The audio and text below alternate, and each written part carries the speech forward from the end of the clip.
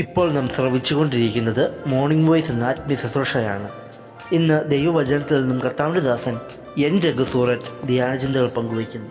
പാരിടമാകവേ മാറിടിലും മാറാത്തോരൻ പരൻ ജീവിക്കുന്നു. വാക്കുമാറാത്തവൻ എൻ രക്ഷകൻ, വീണ്ടും വന്നിടും താൻ മേഘമതിൽ. ആ മഹൽ സ്നേഹത്തെ നിത്യസന്തോഷത്തെ എത്ര നാൾ ഞാൻ തള്ളിയതാ. തേടി വന്നെന്നെ ഈ ജഗത്തിൽ തേജസ്വരൂപൻ യേശുനായകൻ. തേടി വന്നെന്നെ ഈ ജഗത്തിൽ തേജസ്വരൂപൻ യേശുനായകൻ. മോർണിംഗ് വോയ്സിൻ്റെ എല്ലാ ശ്രോതാക്കൾക്കും കർത്താവായ യേശുക്രിസ്തുവിൻ്റെ നാമത്തിൽ നിസ്തുല്യമായ സ്നേഹവന്ദനങ്ങൾ. ഇന്ന് രാവിലെ ദൈവവചനത്തിൽ നിന്നും നമുക്കൊരു വേദഭാഗം വായിക്കാം. ഇബ്രായലേഖനം 5-ാം അധ്യായം അതിൻ്റെ 7-ാമത്തെ വാക്യം മുതൽ 10-ാമത്തെ വാക്യം വരെ. ഇബ്രായലേഖനം 5-ാം അധ്യായം 7 മുതൽ 10 വരെയുള്ള വാക്യങ്ങൾ. ക്രിസ്തു തൻ്റെ ഐഹിക ജീവിതകാലത്ത് തന്നെ മരണത്തിൽ നിന്ന് രക്ഷിപ്പാൻ കഴിയുന്നവനോട് ഉറച്ച നിലവിളിയോടും കണ്ണുനീരോടും കൂടെ അപേക്ഷയും അഭയാചനയും കഴിക്കുകയും ഭയഭക്തി നിമിത്തം ഉത്തരം ലഭിക്കുകയും ചെയ്തു. ഉത്തരനെങ്കിലും താൻ അനുഭവിച്ച കഷ്ടങ്ങളാൽ അനുസരണം പഠിച്ച് തികഞ്ഞവനായി തന്നെ അനുസരിക്കുന്ന ഏവർക്കും നിത്യരക്ഷയുടെ കാരണഭൂതനായി തീർന്നു. മൽക്കിസദേക്കിൻ്റെ ക്രമപ്രകാരം മഹാപുരോഹിതൻ എന്നുള്ള നാമം ദൈവത്താൽ ലഭിച്ചുമിരിക്കുന്നു. ദൈവത്തിൻ്റെ പൊന്നു തിരുനാമം വാഴ്ത്തപ്പെടുമാറാകട്ടെ. നമ്മുടെ കർത്താവിനെക്കുറിച്ച് പ്രസ്താവിക്കുന്ന അതിമനോഹരമായ ഒരു വേദഭാഗമാണ് നാം വായിച്ചത്.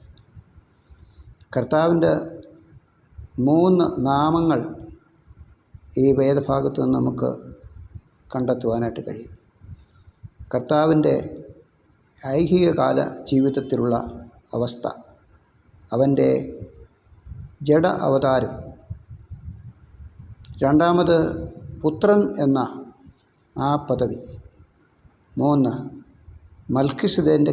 മൽക്കിസദേക്കിൻ്റെ ക്രമപ്രകാരം മഹാപുരോഹിതൻ എന്നുള്ള നാമം.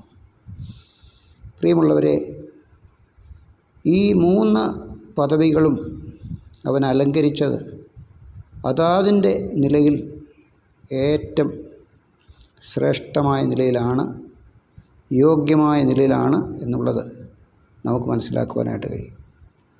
അതിലാദ്യത്തെ കാര്യം, ക്രിസ്തു തൻ്റെ ഐഹിക ജീവകാലം, അവൻ്റെ ഭൗമിക ജീവിതകാലം, കർത്താവിൻ്റെ ദിനചര്യകളെക്കുറിച്ച് നാം വായിക്കുമ്പോൾ അവൻ്റെ ഭക്തിയിലുള്ള ജീവിതം, അവൻ്റെ പ്രാർത്ഥനാ ജീവിതം, അവൻ്റെ ലാളിത്യ ജീവിതം, ദൈവവചനത്തോടുള്ള അവൻ്റെ അഗാധമായ സ്നേഹം, ദൈവത്തിലുള്ള ആശ്രയം, ഇതെല്ലാം വളരെ നിഴലിക്കുന്ന ഒരു വേദഭാഗമാണിത്.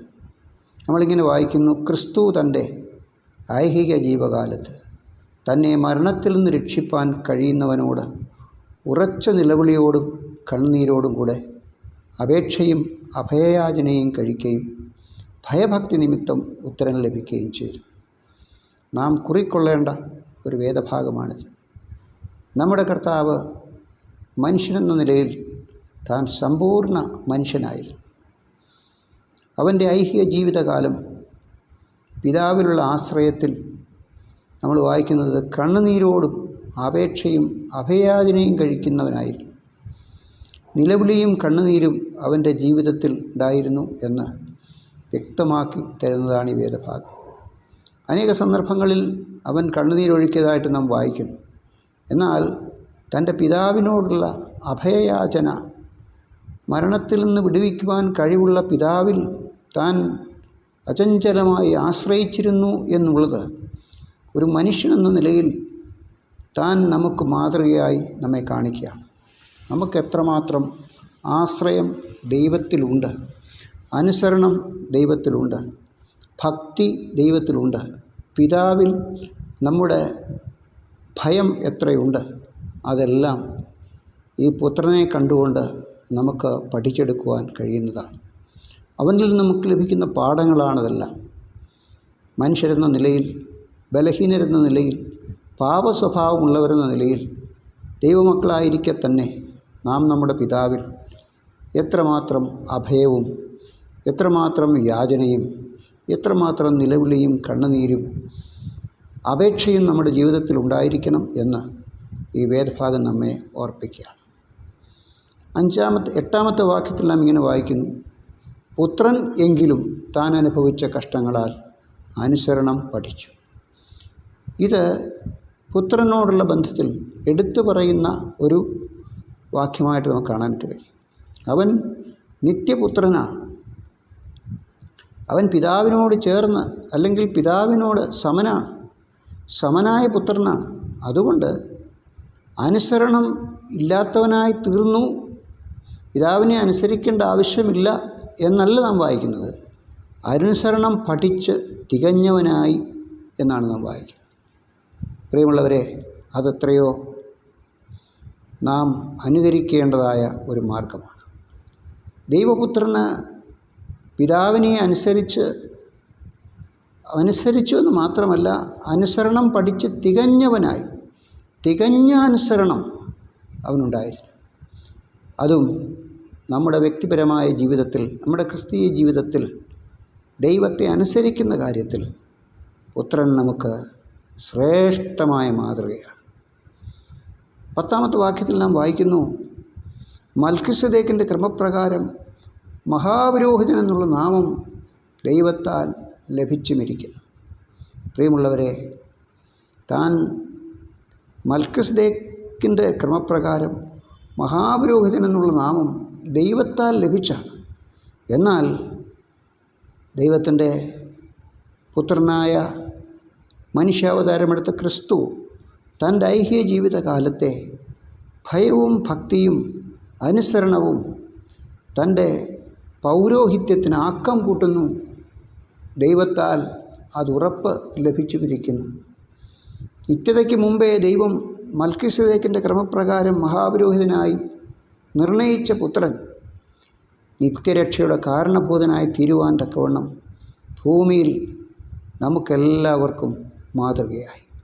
അതുകൊണ്ട് ഇന്ന് രാവിലെ എന്നെ ശ്രവിക്കുന്ന പ്രിയ ദൈവമക്കളെ, ദൈവപുത്രൻ്റെ ഐഹിക ജീവിതകാലം പോലെ നാം ഈ ഭൂമിയിൽ ജീവിക്കുന്ന ചുരുക്കനാളുകൾ കർത്താവ് എത്ര ആശ്രയത്തോടും എത്ര കണ്ണുനീരോടും എത്ര അഭയയാചനയും ഭക്തിയും ഭയവുമുള്ള ജീവിതം കഴിച്ചുവോ, അങ്ങനെ ഒരു ജീവിതം കഴിപ്പാൻ, മാത്രമല്ല കർത്താവിനെ അനുസരിക്കുന്ന കാര്യത്തിൽ, ദൈവവചനം അനുസരിക്കുന്ന കാര്യത്തിൽ നാം കർത്താവിനെ പോലെ തികഞ്ഞവരായി തീരുവാൻ ദൈവപുത്രൻ്റെ നിത്യരക്ഷയുടെ അവകാശികളായി തീർന്ന നാം ആ ശ്രേഷ്ഠ മഹാപുരോഹിതൻ്റെ മാതൃക പിന്തുടർന്ന് ഈ ഭൂമിയിൽ ജീവിക്കുവാൻ ദൈവമായ കർത്താവിന് രാവിലെ നമ്മെ സഹായിക്കട്ടെ.